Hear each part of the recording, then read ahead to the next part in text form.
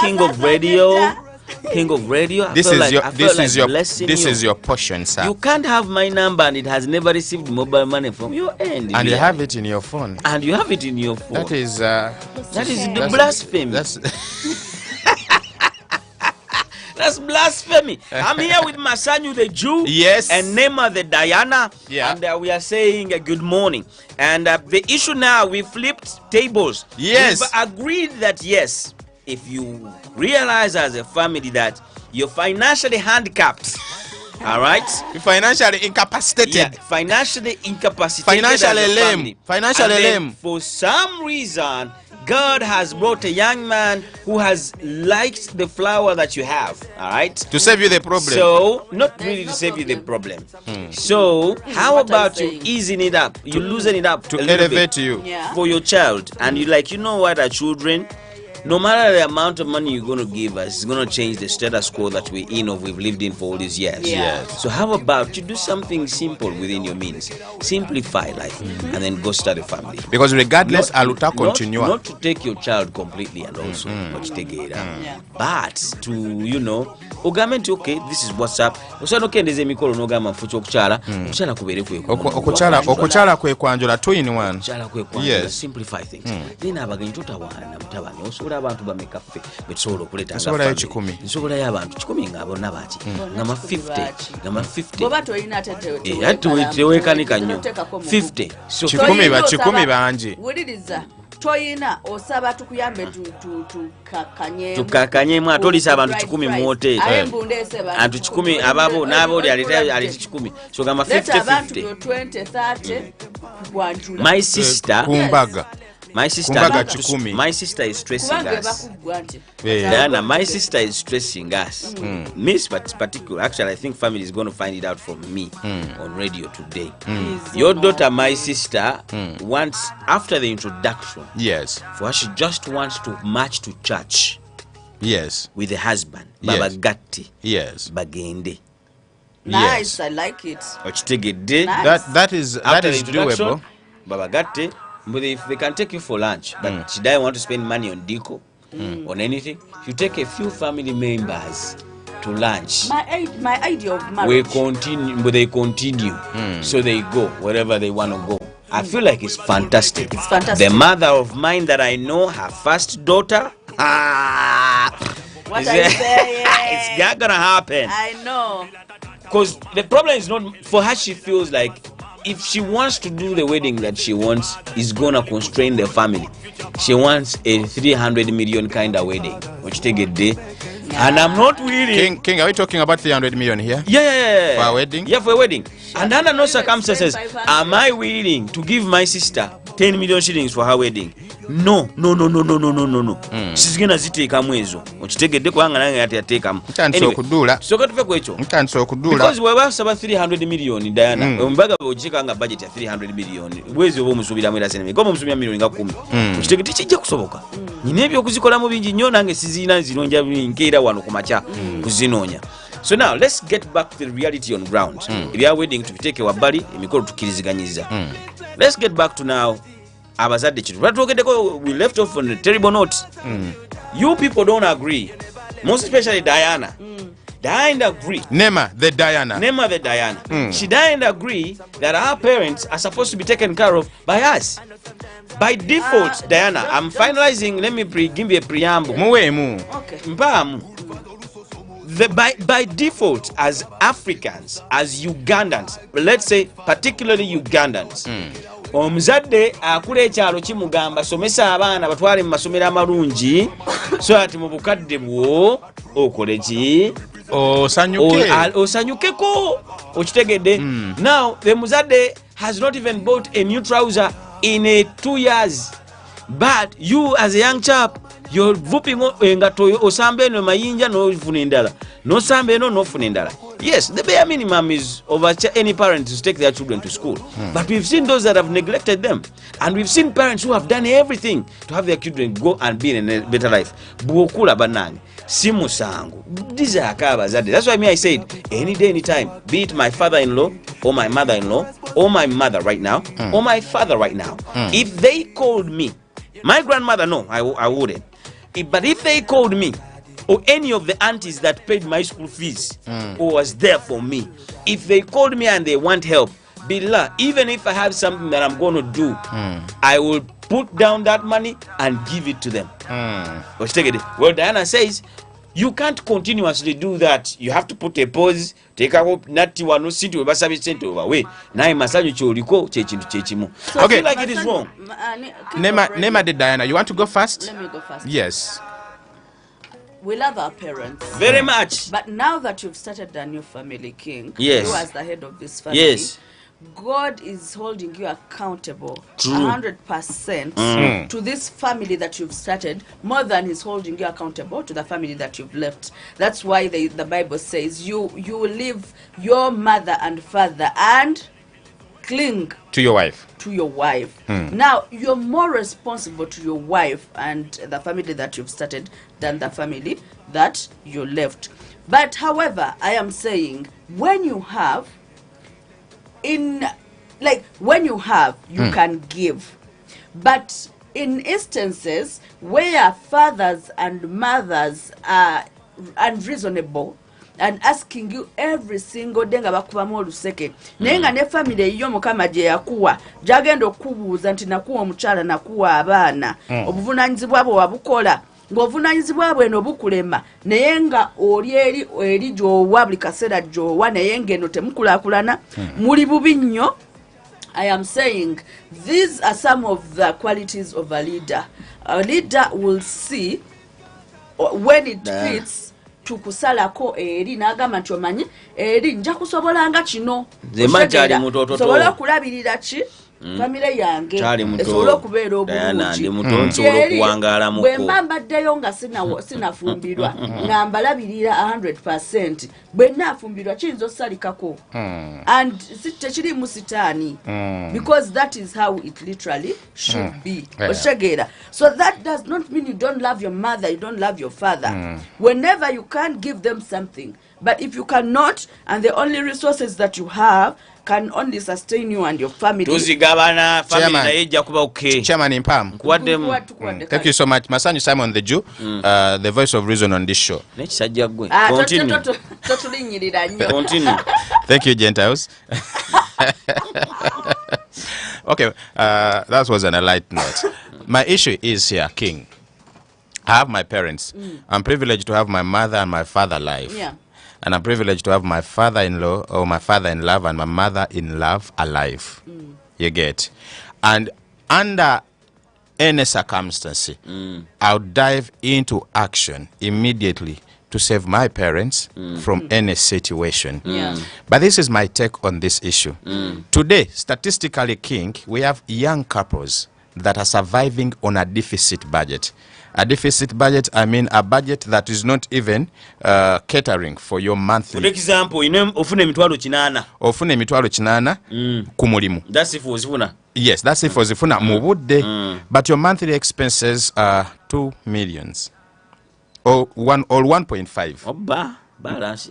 Kati Kampala, that is how we survive. If you're listening to me, if you are to sit down and get a calculator and account for your salary and then account for the money you spend a month, you'll agree with me that we are surviving by the grace of God in Uganda.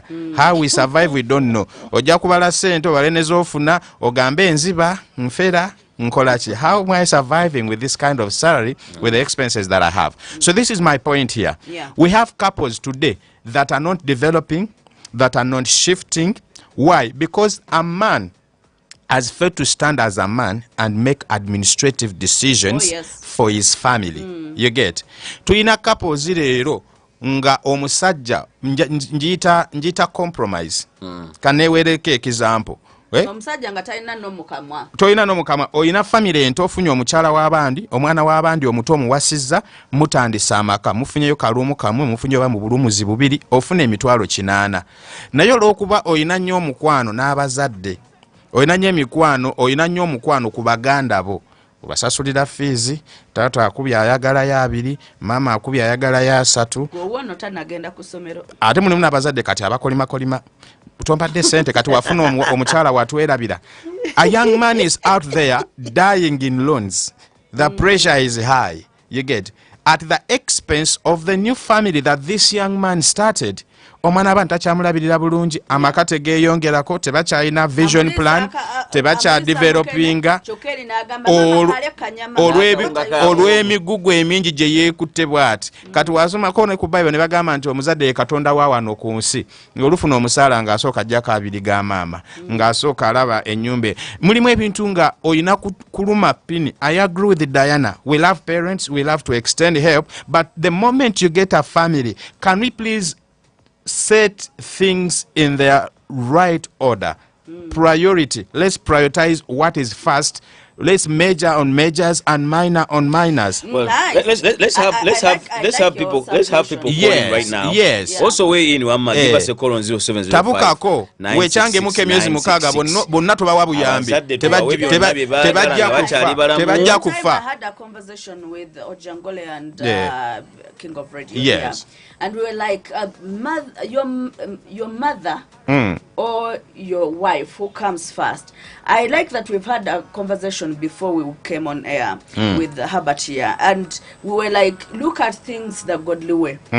But when you see that chart, there's God first, then there's husband second, and then there's wife, and then the rest follow. Children come next, and then the rest come and follow. My wife is first. My wife is first any day. Your ultimate role and duties as a man. Mama nampulira. Wife. Mama nampulira ku show. But it's the bitter truth. It's the bitter truth. Maron first. Newe nazaala abaana newe tubanga tusigaze ekikopo ky'amata mu nnyumba ekikimu. Mmamba Maron onywedde nti n'abaana we bali ntusooka onywe. Maron kasitanywa. Abaana bajja nywa agaabo. Abana banywa amazzi. Maron is my accountability partner. My wife is my priority. And I say that without contradiction. She's your responsibility. Nange nangamba faawo wano nvaawo. Nange nfuluma. Yampise. Yangambye leero sikola. Bino byatumixinga tugamba mama wange yambeererawo nnyo olaba asingira mukyala wange mama wange to having boundaries tumanye nti love ya mama ndala nnyo mama eri nacho naye buno buvunaanyizibwa ey'omukyala buvunaanyizibwa. You people you have decided to be misers on your parents. Ate ne Bible egamba there is a whole scripture here. One that I love more than my parents. Masanyu Simon, the voice of reason.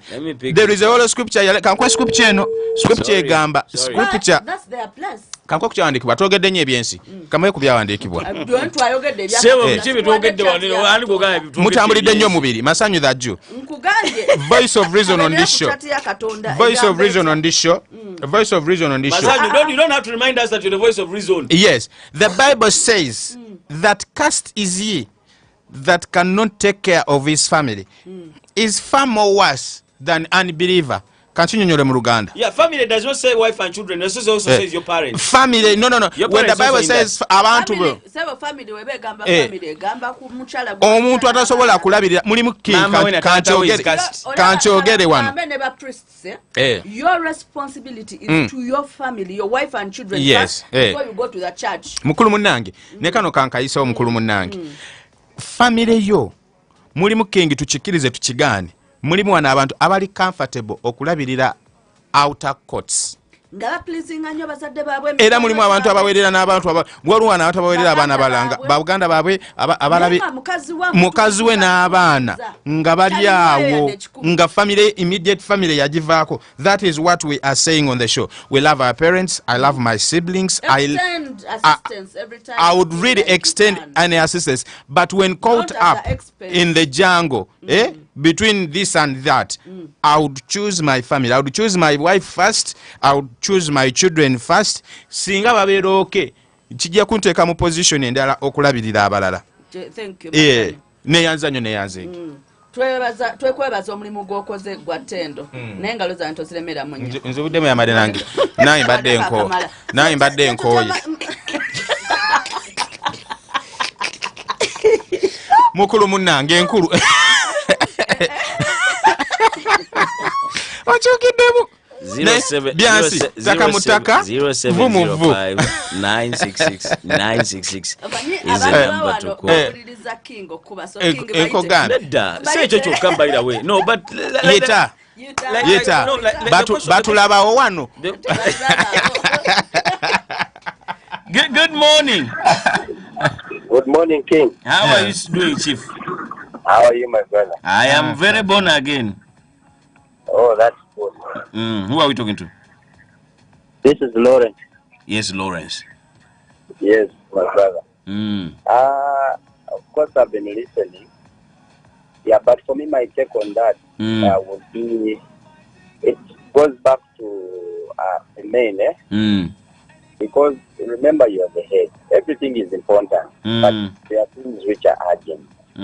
So usually, even if you get your salary 500,000, or even if you're earning 200,000, it is upon you to draw lines and know I'm supposed to do ABC.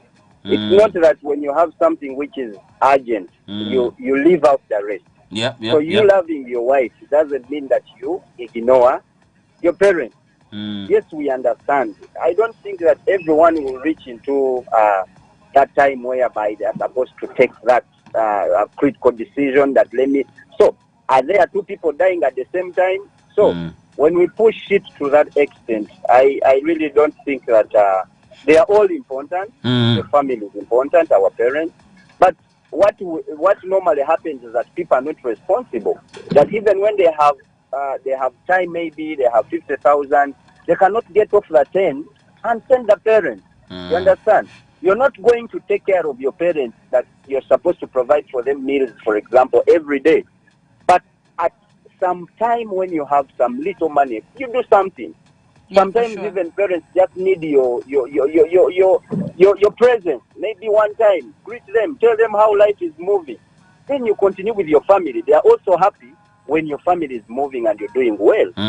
So, for me, anyway, I agree with whatever you're saying, that yes, it is important to consider your family first, but it is also important to take responsibility as a man. All right. Thank you so much. You're welcome. All right, Maureen Wenshuti here says, it is sad that we're having a generation of people coming up with all excuses not to take care of their parents. No wonder they say one parent can raise 6 kids, but 6 kids can fail to take care of one parent. Exactly. Just imagine the sacrifice our parents had to make to raise us with the little they had. It's only right if we can reciprocate the care. Your parents and siblings are still your family. We just have to pray that God blesses our hustles and we take care of the people so dear to us. Exactly, yeah. David here says, today I agree with Wesley. Our parents sacrifice so much that we even will never know, all right? Somewhere, even relatives. Yes, we have challenges, but we must help those parents. We are their NSSF here in Africa. No shortcuts. Thank you very much. Insurance policy. Yes. Okay. Well, yeah. So we are saying, let's take care of our parents. We are not saying dismiss that. We love our parents and we ought to take care of them. And there is a blessing that comes with that. But we are also saying, however, in times when things are not good, who are you responsible for first? That is the whole argument. We might be using... we are saying, when finances can enable you, go ahead and take care of them. Hello? Yes, please. Good morning. Good morning, beautiful. Talk to us. My point is we have to take care of our parents. I agree with Diana. Thank you. Diana, tell her because as a family, me, I'm the firstborn of 7. Yes. And my parents love me so much. They love me to death and I love them to death. So I have to take that responsibility to show them that love back and the care they gave it to me. Yes, please. All right, thank you very much. King, I want to throw more clarity on this because... Your responsibility. Yes. We help jumpstart your day like this. Wake up call.